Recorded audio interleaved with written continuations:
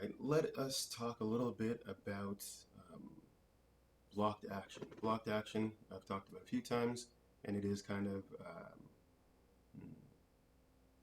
compensation to trying to move forward without having the right prerequisites.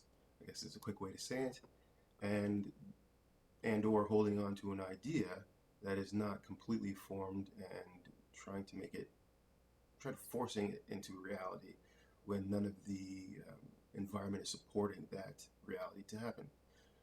Generally, I find that this is caused mainly by certain beliefs that we have. So there was a belief as a child that,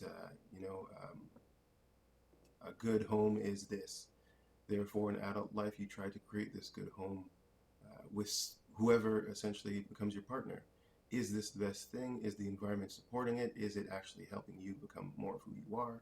Is it supportive? Is it something that brings you health? Is it a blessing? Maybe, maybe not.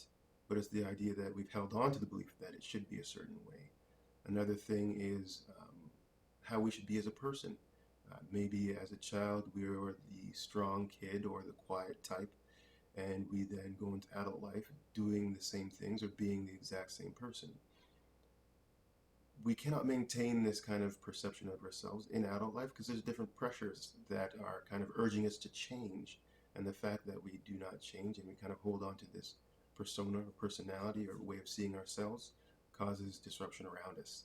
And then there will be several different lessons to learn to try to push you uh, from that perspective of yourself.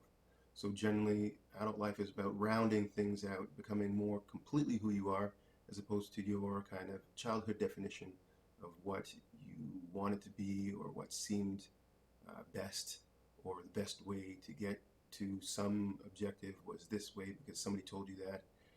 The adult life is living that experience and seeing that there might be a different way. And what is that different way? Personal experience, I have the type of always trying to push through everything with maximal effort to get to the outcome that I would like. However, life has taught me that that is not the best way to do things, and you will most of the time pass your goal, and you might accomplish it, but none of the feelings there, none of the fun's there, and we want to keep life fun. Essentially, that's part of the pleasure of it. So my lesson was to kind of learn how to observe the atmosphere, the environment, in a way of seeing what is best action for the moment, and not trying to logically go through things, try to go through it in a more seeing what it is way.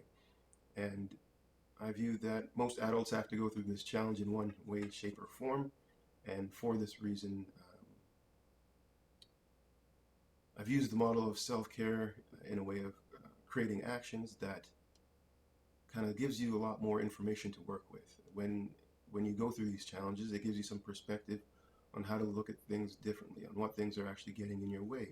And most of the time, we're getting in our own way, and we just don't really know it. And it takes a little bit of guidance, help, support, some new actions, some new ways of looking at things to get to where we really want to get to. Because how we're defining the way that we get there with our current knowledge and our current way of looking at things is most often not the way that you actually get there. Or if you do get there, again, it doesn't have the feeling you thought it would have because it really isn't the thing that you wanted. It's just kind of the shell of it. And I think self-care is a very powerful way of bringing the feeling, the thought, and the physical presence to something that will be realized. And it just feels more whole and real in that sense.